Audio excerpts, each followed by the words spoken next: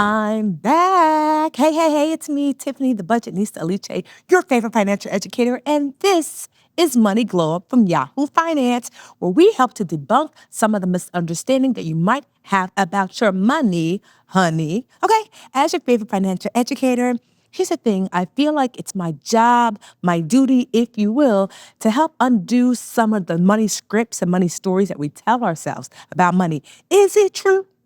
Is it the only truth we have available?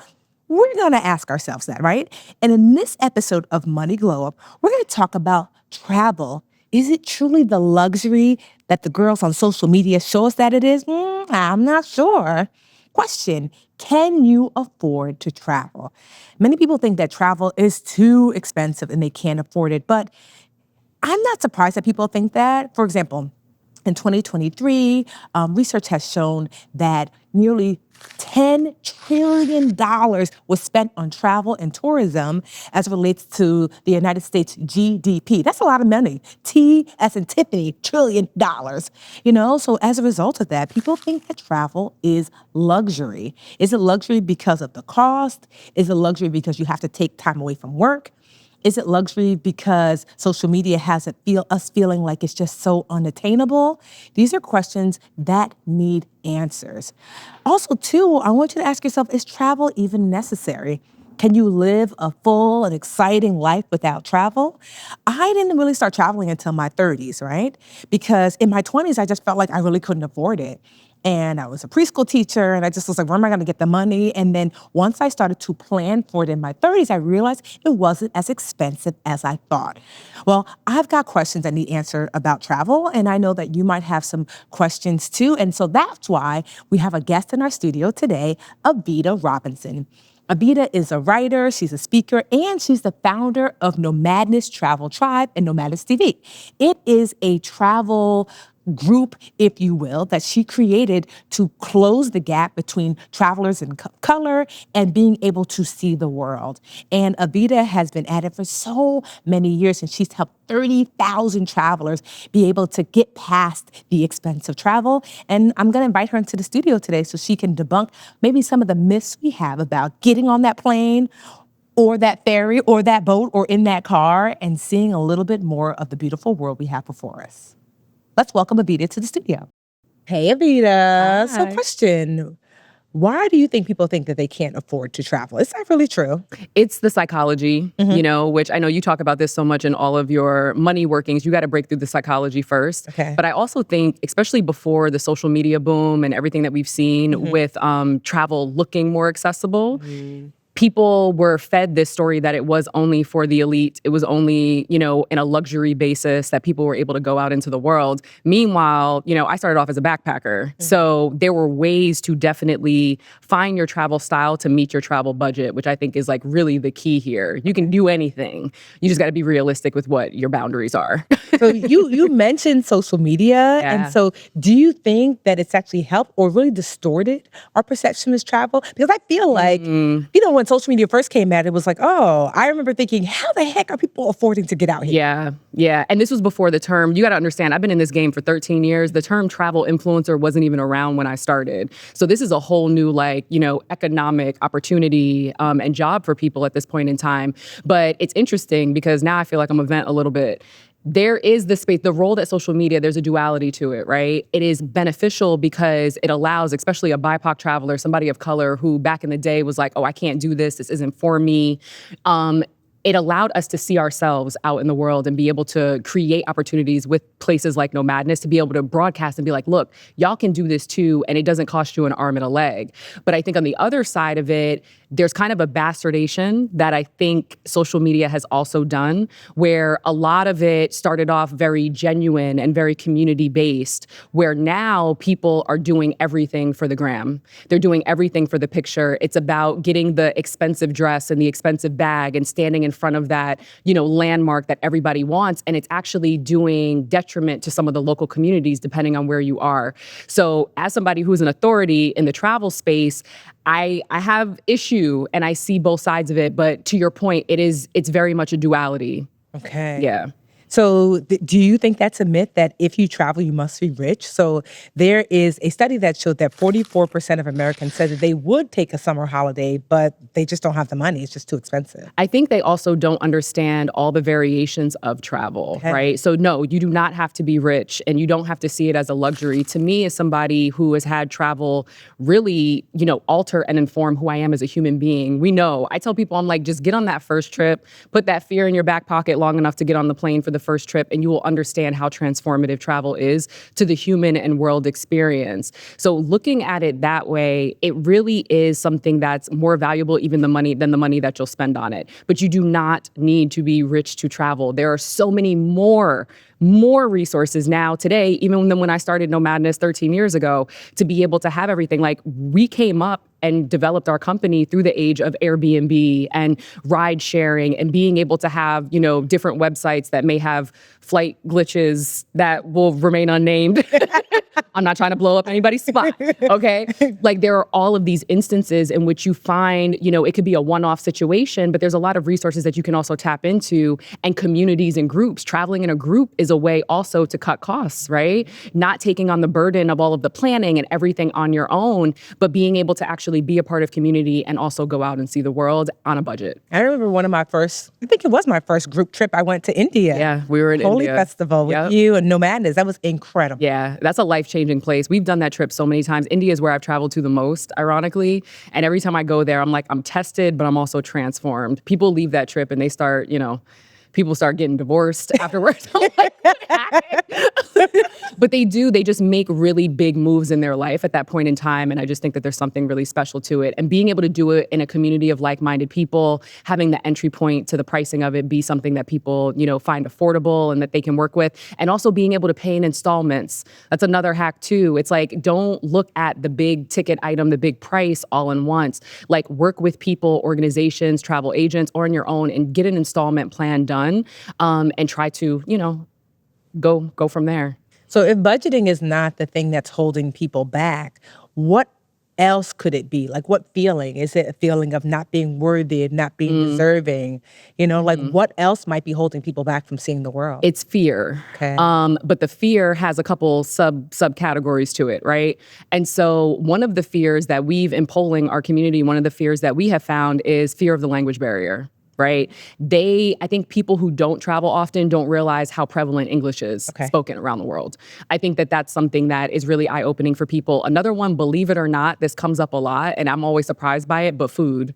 People are really weird about trying food, especially if you don't live in a place like New York and, Jersey, where you can find a lot of different types of ethnic cuisine and people around. That's one of the things that's big for them. And I think also people they kind of mirror what they see. So if it was not something that was accessible to previous generations in their family, maybe their parents didn't travel and it wasn't a conversation piece in the household, there's kind of like this void of understanding that it's possible and in which ways they would be able to go about it. So I think fear shows up, but it's got a couple different outfits when it shows up. Hey.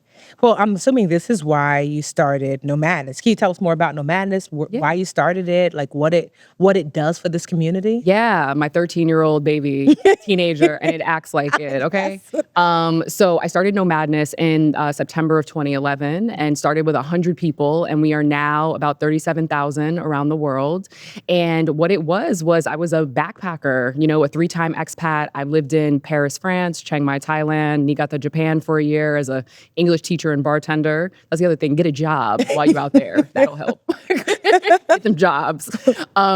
But having all of that and then coming back to the States, I just really understood that travel wasn't a phase. It wasn't something I was going to do on vacation once a year. It was actually something that was deeper and more embedded in my personality and my lifestyle going forward.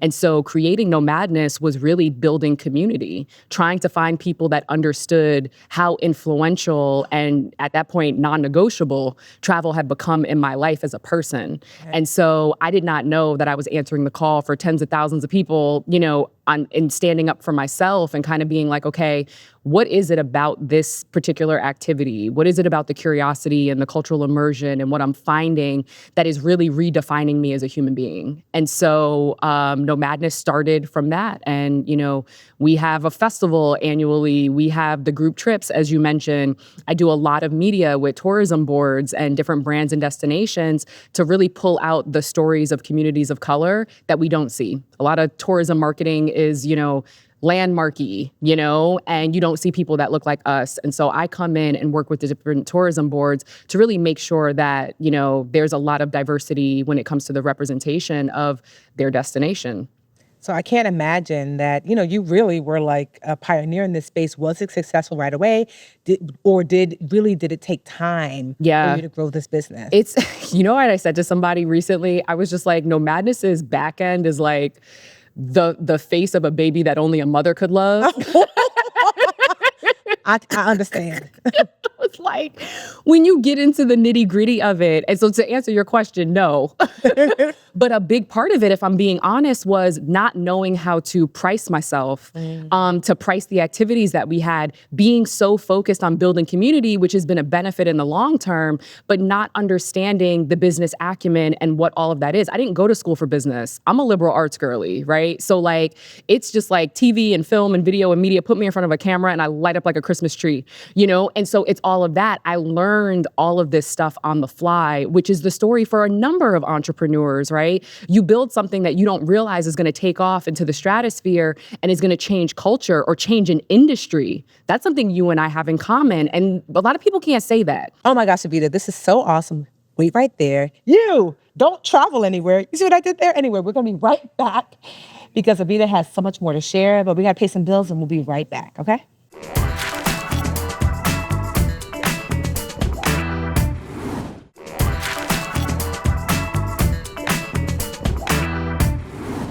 So we've established that the kind of like the financial investment is worth it. And so why is it worth it? Why is travel so important? Is it mental health? Yeah. Is it the perception of the world? Is it emotional health? Like, what is it that travel does? Yeah.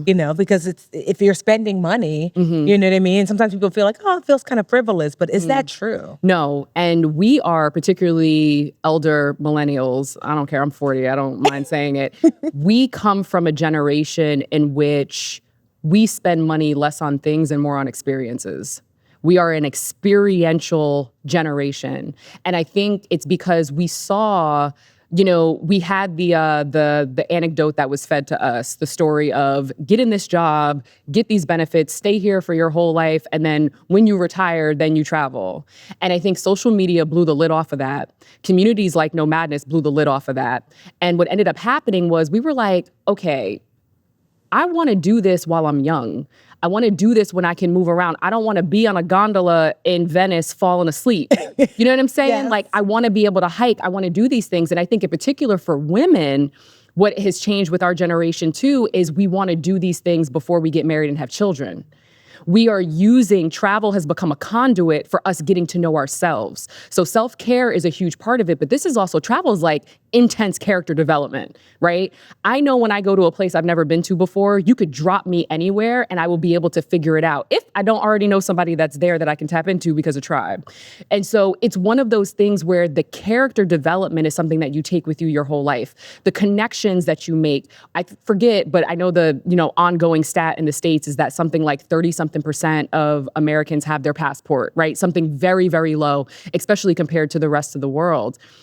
That changes your scope and view of what you think is possible in your life and in the world, period. And I think we see that interject itself into a lot of different ways. We're in an election year. You see it in how people, relate to politics. And it's one of those things where having a worldly informed view is something that is one of the most beautiful privileges, but is more accessible than I think people understand and realize. There are people who literally never left their borough, their city. They're like, are they really missing out? Yes. And I think one of the early missions of Nomadness for me, because I lived in the Bronx when I started it. I was living between Japan, had got back from Japan, but I was living in the Bronx. And what I saw in the neighborhood and understanding that people don't leave, a lot of their blocks and their boroughs, I just wanted so much to shake them and be like, you have no idea what is out there in the world. And you have no idea what opportunities there are that you can take advantage of. And even better situations. I wanted to just like scream from the top of my lungs and educate them about currency exchange. You know what I'm saying? Like different things. Like I know there's a memes on social where it's like, you're not broke, you just live in America. Like, Yes. that part. You know, it's about educating yourself through experience, because that is the best teacher. And so are they missing out? They absolutely are missing out. And I think the biggest thing they're missing out on is understanding that you can do it in a way that doesn't break your bank. Just bridge your travel budget with your travel style where you are in this phase of life. How can people budget for travel? Yeah, there's different ways. I mean, there's people that have, I love your whole thing, make your money inconvenient. That's your jam. So we have people that do everything from, you know, having a side bank account that's only digital. You know, you can't just go to the bank and pull the money out, and saving that way. Also, I love the idea of using different resources. Like I'm a big fan of skyscanner.com. And the reason why I love Skyscanner is because it doesn't matter what your budget is. You can literally type in the to fields everywhere. Literally, you can put in everywhere, and it will, from low, like least expensive to most expensive, just funnel for you all of the places that you can go. And I always say too, that's kind of like a, you know, back in the day where we had the globe and you spin it and close your eyes and pick a place. You can do that financially as well on a platform like Skyscanner also. In addition to that, again, group trips, going about the group route. If you don't want to do the group route because it's not for everybody, know yourself, please. As somebody who organizes them, know yourself. You don't play nice with others. It helps everybody. One of the things that I would say is get rid of the middlemen. This is something I was big because I was a backpacker, solo woman traveler before I started doing group trips with Nomadness, is get rid of the middlemen. Every time you incorporate somebody else that's helping you with it, you have to pay that person. Okay. Everything is getting more expensive. Figure out who the vendors are. Research the vendors, maybe even in our communities, and suppliers that you want to take their tour. Go to them directly instead of trying to get everything bundled all the time, because you're paying for the work that went into that as well.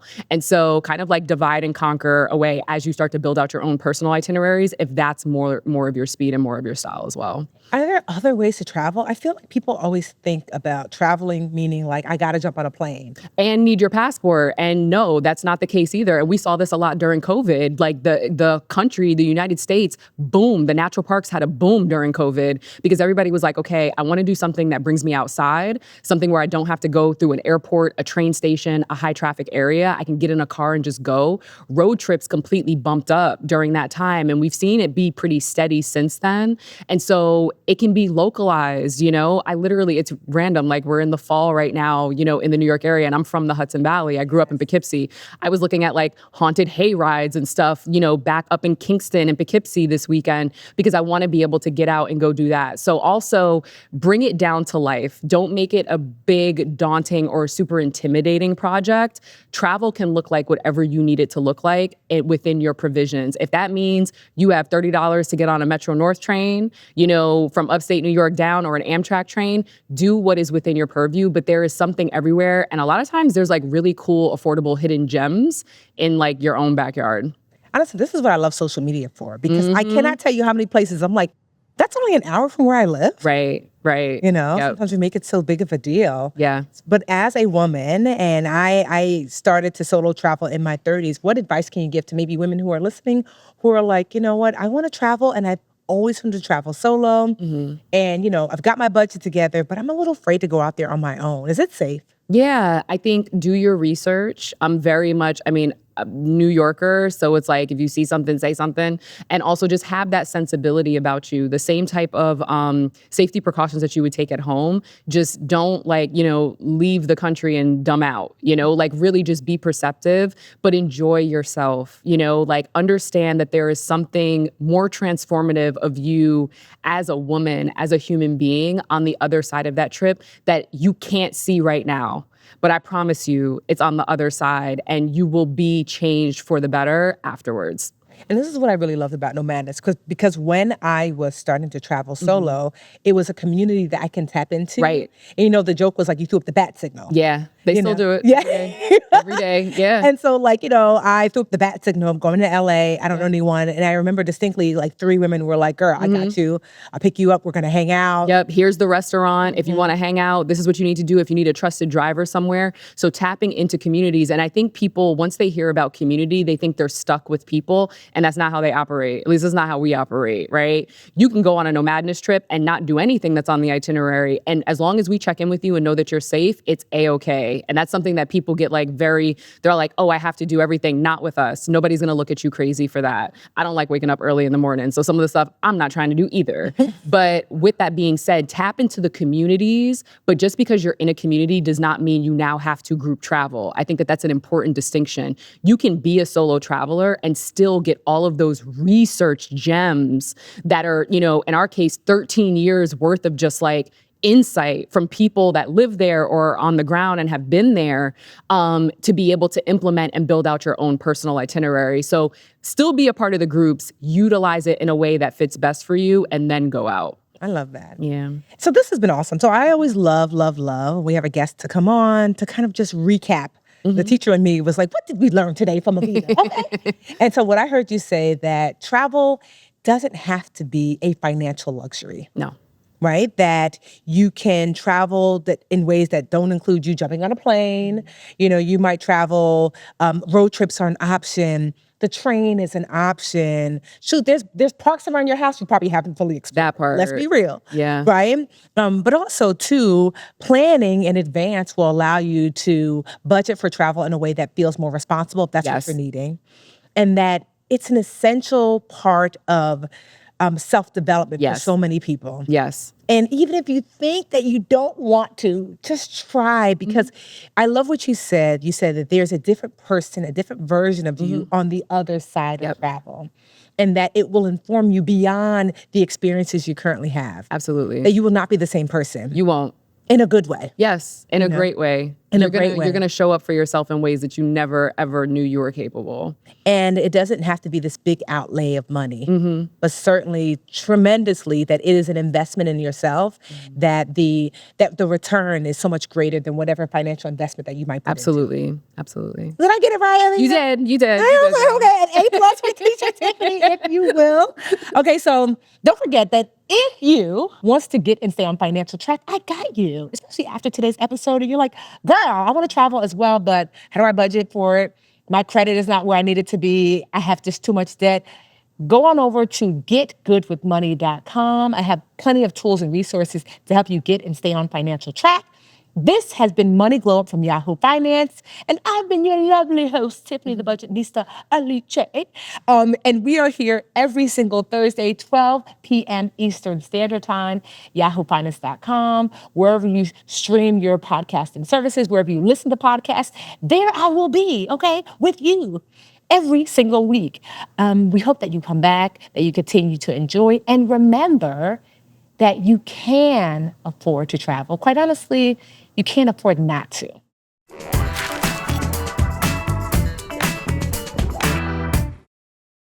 This content was not intended to be financial advice and should not be used as a substitute for professional financial services.